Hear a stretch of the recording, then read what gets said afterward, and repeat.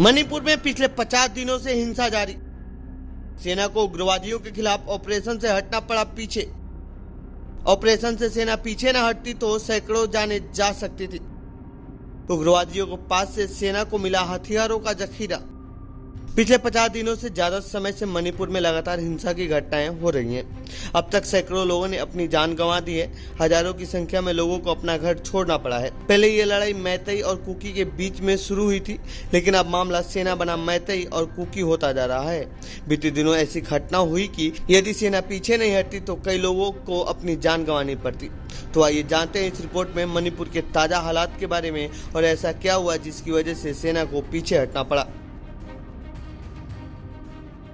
दरअसल शनिवार यानी 24 जून की शाम को इंफॉल में सेना ने कांगली यावला कनालूप यानी KYKL संगठन के 1 दर्जन से ज्यादा उग्रवादियों को सेना ने पकड़ लिया था।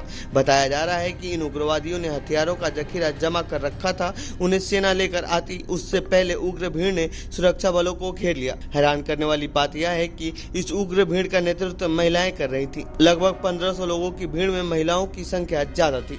उन्हें रोकने के बाद सेना ने स्थानीय नेताओं को छोड़ दिया। इस दौरान सेना को ऑपरेशन के दौरान 12 KYKL कैडरों के हथियारों, गोला बारूद और यूज जैसे भंडार के साथ पकड़ा गया था। स्वयंभू लेफ्टिनेंट कर्नल मोइरांगाथेम तांबा उर्फ उत्तम भी 12 आतंकवादियों में से एक था। वह डोंगरा में 2015 को 6ठी बटालियन पर घात लगाकर किए गए हमले का मास्टरमाइंड था। महिलाओं और स्थानीय नेताओं के नेतृत्व में लगभग 1500 लोगों की भीड़ ने तुरंत इलाके को घेर लिया और बार बार अपील के बावजूद सुरक्षा बलों को ऑपरेशन जारी रखने से रोकना पड़ा। इन सभी आतंकियों को छोड़ना पड़ा। इस मामले पर सेना के प्रवक्ता ने बयान जारी कर कहा है कि संवेदनशीलता को ध्यान में रखते हुए बड़ी क्रोधित भीड़ के खिलाफ बल के प्रयोग ठीक नहीं लगे। आखिर सेना ने उस समय पीछे हटना ही मुनासिब समझा।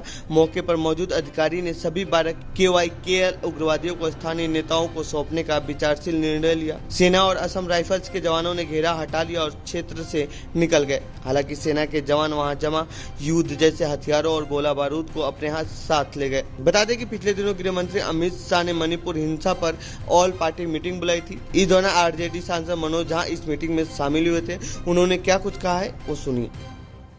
कि मणिपुर बहुत रिमोट सा हो गया था हमारे नजरिए से। अगर ये काउ बेल्ट के कोई जगह होती तो नजरिया बिल्कुल अलग होता। तो मणिपुर का की जो क्राइसिस थी वो क्यों फेल हो गई नेशनल क्राइसिस के रूप में एड्रेस होने में, उस पर भी काफी विशद चर्चा हुई।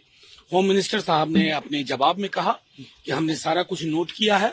वी एश्योर यू कि चीजें नियंत्रण में आएंगी और हम सारे सलाहों के मद्देनजर कुछ फैसले लेंगे और कुछ परिणाम आपको जल्द दिखाएंगे। तो ये थी मणिपुर से जुड़ी हमारी रिपोर्ट। आपको कैसी लगी ये रिपोर्ट कमेंट बॉक्स में बताएं। साथ ही इस पूरे मामले पर आप क्या कहना चाहते हैं कमेंट बॉक्स में लिखें। बाकी देश दुनिया खबरों के लिए बने रहिए जनसत्ता के साथ। धन्यवाद।